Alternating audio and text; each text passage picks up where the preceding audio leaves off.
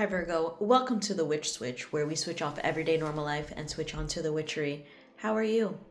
Welcome to my channel. If you're new, thank you for joining. If you're returning, welcome back. We're going to determine what you need to leave behind officially in 2025. We're not taking that with us into the new year.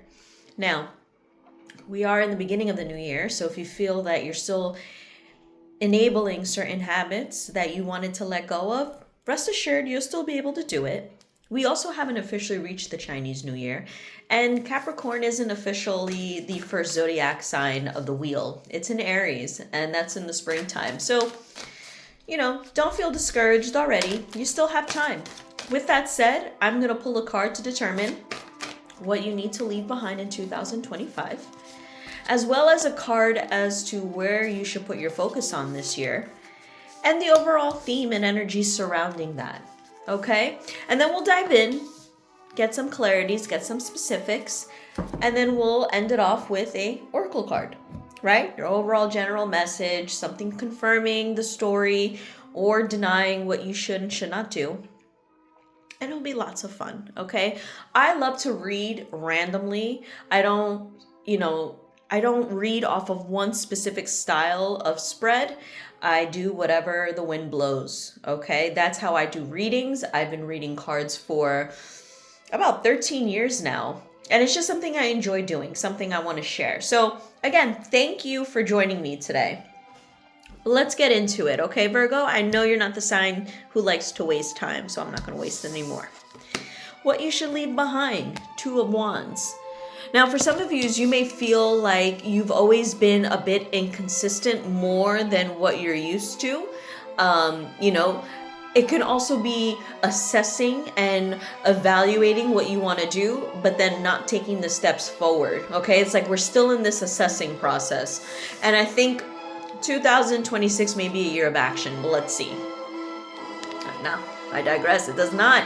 It actually means the Hanged Man. So the reason for your assessing is because you don't have all the information needed to progress forward.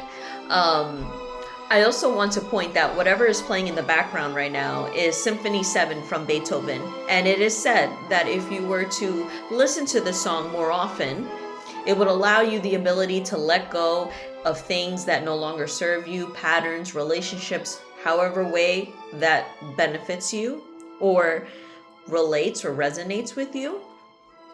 But 2026, we have to take more of a self-awareness approach. The hangman, although he's hung upside down in a position where he cannot just easily get up, it allows him to see things in a different perspective, okay? One that you're forced to see. So 2026 will be a time where you will have to force yourself to either relate to other people, put yourself in their shoes, as well as maybe having a little more self-assessment, okay? It's being aware of your triggers, your reactivity, of the person you become when you're around specific people. You're mutable earth.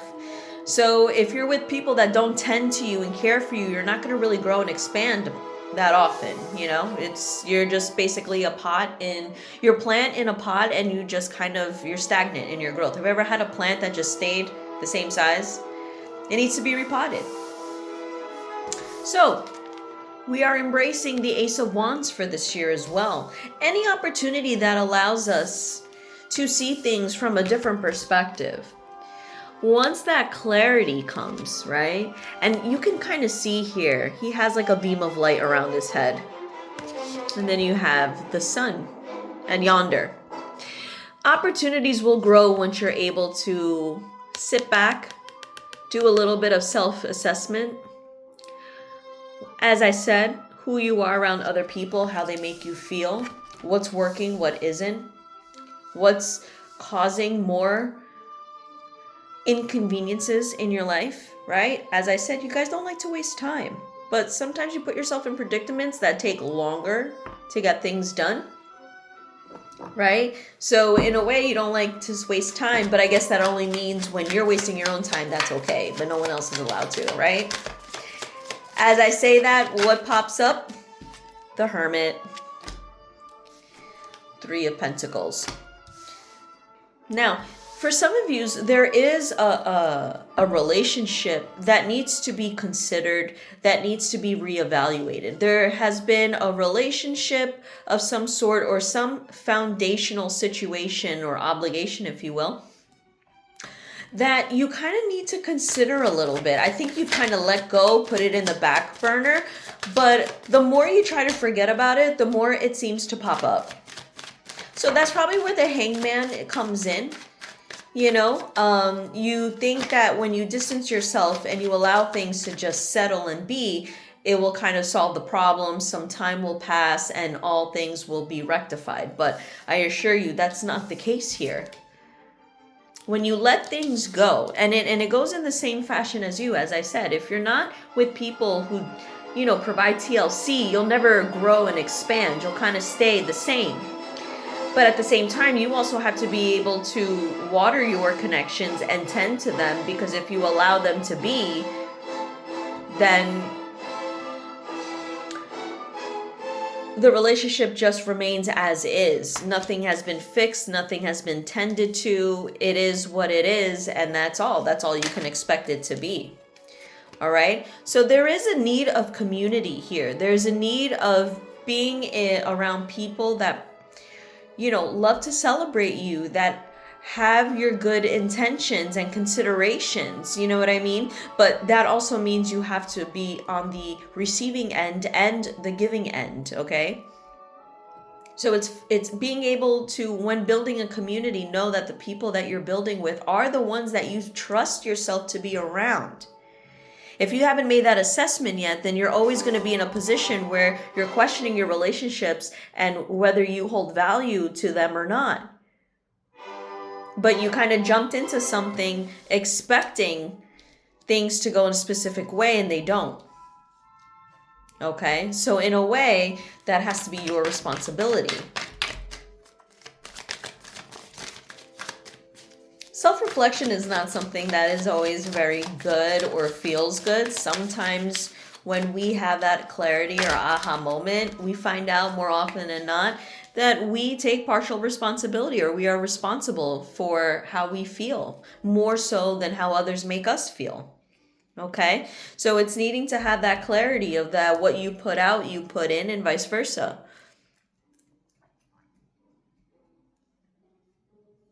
Now, at the same time, I feel that the way that you guys self-sabotage is you guys prefer to be alone, okay? But at the same time, getting out of your comfort zone of being in your own company, being in your own space, does make you to be the person to sabotage all the time, you know?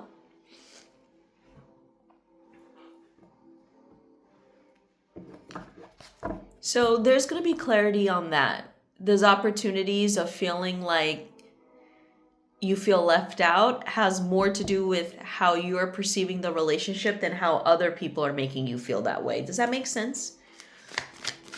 It's probably not what you feel it to be. So you're going to be assessing your foundations and the structures of your relationships with others this year. 100%.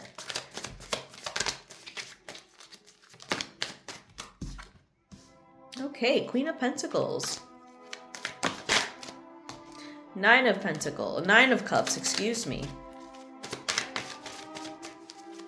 You're self-reliant and self-sufficient, Virgo.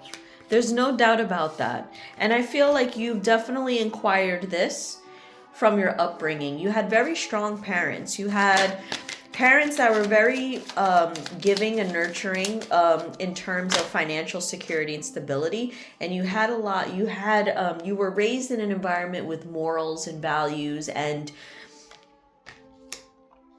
confidence, you know, being able to be solid in your own skin. So in that way, you're very fortunate. You grew up in a position where you know that you were raised different than other people, but that carries a lot of burdens. That carries a lot of responsibility at the same time, of accountability. Even when it comes to being in relationships where, again, the reciprocity is not there. So it can go both ways. This upbringing of yours, you were probably the center of your family, so you have this high expectation that things are owed to you, right? And you can never meet anyone that gave you or gives to you the same way that you were given opportunities and attention when you were younger. Or if it's not that, you find yourself in a position where, although you were the center of this family dynamic, or just dynamic in general, whether it be friends or whomever, it's hard for you to fathom anyone who doesn't want to treat you this way. Therefore, you carry more than you should, because it's like, why not? Why am I not recognizing the way that I only know to be true? So it kind of keeps you stuck in that regard. Okay, so there is a comparison to how you were raised and the expectations when it comes to your personal relationships, Virgo. Like, I absolutely see it here.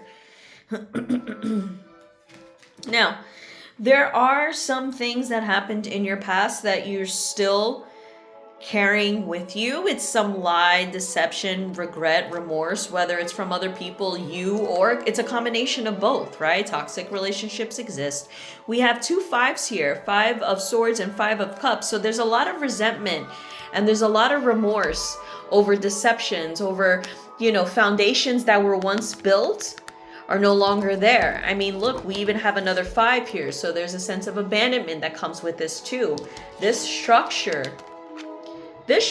here, the 3 of Pentacles, I feel is, the upbringing that you were raised with, okay, and you've experienced. And I feel that it's hard for you to maintain relationships because no one can give you what you once had when you were younger. That's what I'm picking up here.